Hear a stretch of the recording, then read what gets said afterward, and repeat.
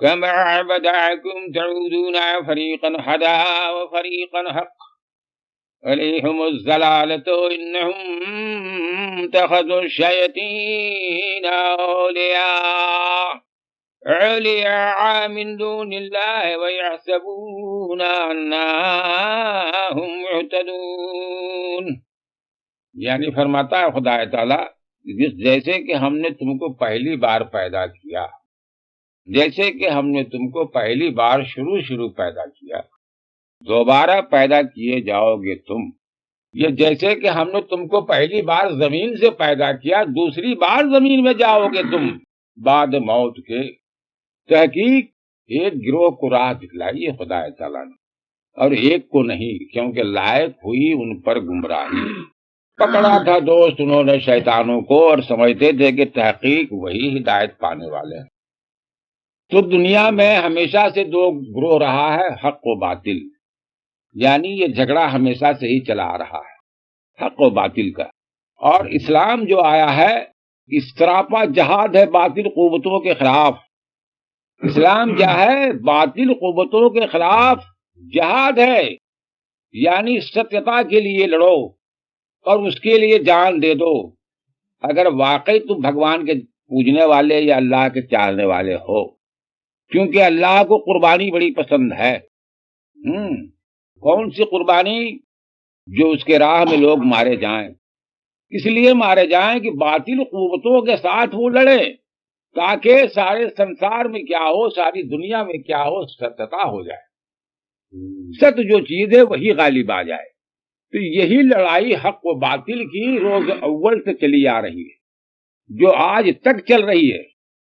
تو کبھی تو ایسا ہوا کہ حق کچھ لمحے کے لیے غالب آ گیا، لیکن باطل قوتوں کا تعداد زیادہ ہے اور حق پرست جو چند محدود ہے. اس لیے غلبہ ہمیشہ انہی لوگوں کو رہا. اور اگر آج دیکھا جائے آج کی دنیا میں، جس دنیا میں ہم لوگ اس وقت موجود ہیں، تو کیا ہے؟ باطل قوت ہی حق بن گیا. وہی کہہ رہا کہ میں سچائی پر ہوں، ہدایت پایا ہوا میں ہی ہوں. ارے تم ہی گمراہ ہو، جو راستے پر اسی کو کہہ رہا کہ تم گمراہ ہو. اب گمراہ کرنے والے جو باطل لوگ ہیں ان کی تعداد لاکھوں لاکھ ہے، اور جو لوگ حق پرست ہیں ان کی تعداد قدر قلیل دو چند ہے. اب جب لاکھوں لاکھ آدمی مل کے دو چند کو کہے جو واقعی حق پرست ہے، جو واقعی سچائی پر ہے کہ تم ہی جھوٹے ہو، تب تو اس کو ماننا پڑے گا کہ میں جھوٹی ہوں. سوائے اس کے تو اس کے سوا کوئی چارہ نہیں ہے. تو یہ حق و باطل کا جھگڑا شروع سے ہی چلا آ رہا ہے. ہمارے پیغمبر علیہ السلام جو مبعوث ہوئے تو خدا تعالیٰ فرماتا ہے کہ آخر کو تو غالب آؤ گے تمہیں، اس میں کوئی شک کی بات نہیں ہے. اور آخر کو وہ غالب آئے. آپ کے ساتھ کچھ ہی لوگ نہ تھے. جنگ بدر میں فقط 313 صحاب تھے. اسی طرح سے جنگ احد میں بھی تعداد ان لوگوں کی کم تھی. بہت سے غزوات ایسے ہوئے جن میں حضور کو جنگ کرنا پڑا، لڑائی کرنی پڑی باطل قوتوں کے ساتھ، بس سبب اس کے کہ وہ لوگ ہر ٹرنی پر اتر آتے ہیں. یعنی لاحق بات کو اگر کوئی کسی سے سچے آدمی سے مناوے تو اس سے زیادہ غصہ کسی بات میں اور نہیں آئے گا. سراپا جھوٹ بات کو کہے کہ تم کو ماننا ہی ہے، تو اس سے زیادہ ہتک آمیز یا توہین آمیز بات کسی اور کوئی نہیں ہو سکتا ہے. تو ایسے لوگوں کے ساتھ ہی لڑنے کا حکم دیا گیا ہے کہ تم اپنی جان مال سب سے لڑو، جہاد فی سبیل اللہ کرو. تو ہمارے یہ ہندو بھائی جو لوگ ہیں ان میں بھی جہاد ہوتی آئی ہے، دنیا آج سے نہیں ہے. اب ذرا تمثیل یہاں پر سن لیجئے کہ حق پر کون تھا، کورو یا پانڈو؟ تو آپ کو کہنا پڑے گا حق پر پانڈو تھا. اس کا بھی حق تھا. اس نے کہا کہ بھائی 5 گاؤں ہم کو دے دو بس، اور ہم تم سے کچھ نہیں مانگتے ہیں. تو ان لوگوں نے کہا کہ تم کو ایک سوئی کے ناکے کے برابر میں ہم کچھ نہیں دیں گے.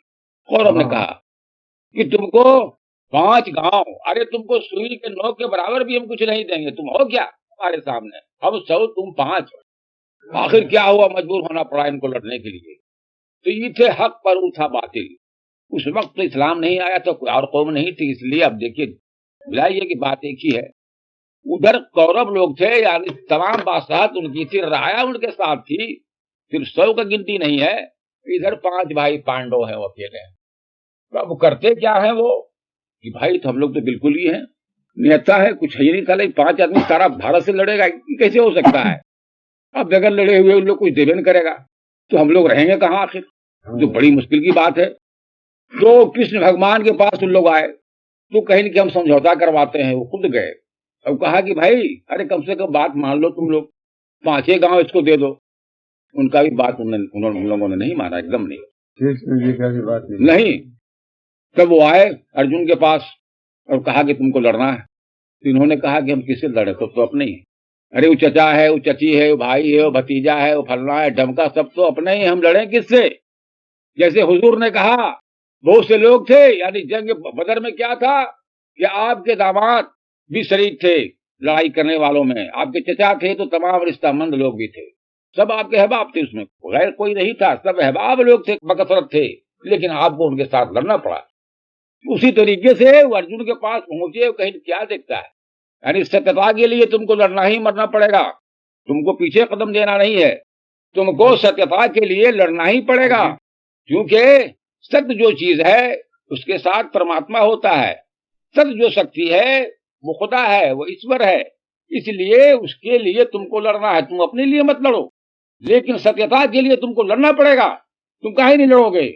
इन्होंने कहा कि तो सब तो हमारा अपना है। अरे मत देता, हटाओ, छोड़ो, हम नहीं लड़ेंगे, कहीं कि लड़ना पड़ेगा। तैयार नहीं हो गए अर्जुन, बिल्कुल नहीं। तब जो है अपनी क्रांति कुवत से एक मुजदा उसको दिखलाते हैं कि अरे देखो रे पगला, तुम क्या लड़ेगा, तुम किसको मारेगा, तुम्हारी क्या ताकत है जो किसी को मार सकता है? देखो, जब निगाह इनको देखते देखते कि सब मरा पड़ा हुआ, तब इनको हिम्मत हुई। तो हिम्मत हो गई तो भगवान तो सबके लिए, किसी एक के लिए तो नहीं है ना। जब लड़ाई ठन गया कि पांडव पांचों जो है लड़ने के लिए तैयार हो गया तो कहीं ठीक है। तब उसको ख्याल हुआ कि अरे भाई कृष्ण भगवान मौजूद हैं तो कम से कम उनका कुछ आशीर्वाद तो लेना चाहिए। और पांडव तो बेचारे पहले आशीर्वाद उनका ले ही चुके थे, कहीं कि हम तुम्हारा साथी बनेंगे, हैं हम तुम्हारा साथ देंगे, यानी सत्य जो चीज थी, जो सत्य का मानने वाले थे उनके साथ हो गए। तो बासिर खुबत भी पहुंचा, भाई तो भी तो हम हमारे लिए भगवान है, हम काहे न उनसे कुछ मदद मांगे। मदद मांगने तो गया, लेकिन उसको गुरूर था, तकब्बुर थी, घमंड था, कहां जाके खड़ा हो गया सिर की तरफ, वो पांव की तरफ कैसे खड़ा होगा, बीच नहीं हो जाएगा। बहरहाल अब लड़ाई हुई, अब कौरव जो है हार गए, बहुत बड़ी लड़ाई हुई, कौरवों को हारना पड़ा। 5 भाई पांडव जितने भी जीत गए। तो लड़ाई किस चीज के लिए हुई? हक और बातिल के लिए हुआ। तो ये तो बहुत पुरानी किस्सा है, महाभारत की किस्सा है, हिंदुस्तानी की किस्सा है। अब हमारे पैगंबर अलैहिस्सलाम का किस्सा लीजिए, किसकी लड़ाई हुआ? सच्चाई के लिए, हक और बातिल की जंग वहां थी। तो वो जंग खत्म नहीं हुआ है, जंग जारी है। जो जंग बज़ाहिर इस फील्ड पर हो रहा था, वही जंग बातिन में भी हो रहा है, क्योंकि ये दुनिया एक नहीं है, दुनिया 3 है, 3 लोग यहाँ पर। अल्लाह ताला कुरान में जगह फरमाता है कि जमीन के बनाने, दुनिया के बनाने के बाद फिर हमने पैदा किया दूसरा। तो दूसरा क्या चीज है ये आप लोग नहीं जानते, लेकिन हम लोगों को देखा हुआ कि और भी दुनिया यहाँ है। तो जो बात वहां पहले होती है वो बात यहाँ में होती है। बहरहाल हक व बातिल की जंग बबातिन जारी है, वो लड़ाई चल रही है, और उसमें जो था फतह करने वाला उसने फतह कर लिया, लेकिन बज़ाहिर अभी दुनिया में वो चीज हुआ नहीं। आखिर में जाकर के वो बात होगा कि जिसने बातिन में फतह किया वही जाहिर में आके इसको फतह करेगा। अब बहुत बड़ी लड़ाई होगी। तो मेरे कहने का मतलब यह है कि दुनिया में जितना भी जंग हुआ है सब हक व बातिल के लिए होता है। अब नाहक लड़ाई भी करता अलग चीज है, लेकिन हक व बातिल की एक बहुत बड़ी जंग है। अब जो कोई हक के लिए लड़े, अरे इतना ही नहीं, तुम देख लो कि कोई बेकसूर आदमी है और उस पर कोई सहजोर जुल्म कर रहा है, एक कमजोर कोई आदमी है, कोई सहजोर नाहक उस पर जुल्म कर रहा है, और तुम उसके पीठ पर खड़े हो जाओ, यहां तक कि तुम्हारी जान चला जाए तो कोई परवाह नहीं, सिर्फ तुम उसके पीठ पर खड़ा होकर उसकी मदद करो। तो खुदा ताला फरमाता है कि तुम्हारी 1000 साल इबादत से बेहतर है।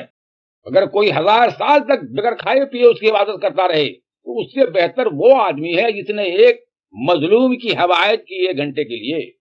उसके मुकाबले में उस 100,000 साल इबादत करने वाले की इबादत कुछ नहीं है। मजलूम की हिमायत में इतनी बड़ी इबादत है।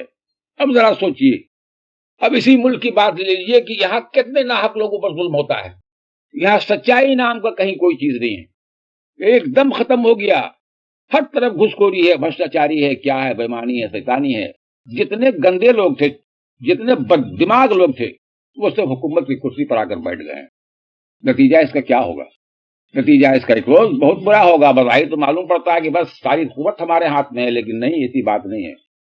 یعنی جب جب ایسا ہوا ہے تب تب جو ہے خدا تعالیٰ کا آئین نہیں بدلتا ہے. اس نے ہر زمانے میں کسی ایک کو بھیجا ہے، چاہے جس صورت میں بھیجے. کوئی اوتار آئے گا، کوئی دیوتا آئے گا، اس کے بعد کیا ہوگی؟ پھر مہابھارت ہوگا، پھر مہابھارت ہوگا. یہاں تو حق و باطل کی جو لڑائی ہے وہ ہمیشہ سے چل رہی ہے، آج تک چل رہا ہے. اور بباطن کوئی فاتح بن چکا ہے جو بظاہر آ کے فتح کرے گا. اب اس کی نشانی ہم آپ کو بتلا دیتے ہیں کہ کیا ہوگا. ایک سفید گھوڑے سوار نکلے گا، لیکن وہ کہاں سے نکلے گا یہ ہمیں معلوم نہیں. اس کا سواری کیا ہوگا؟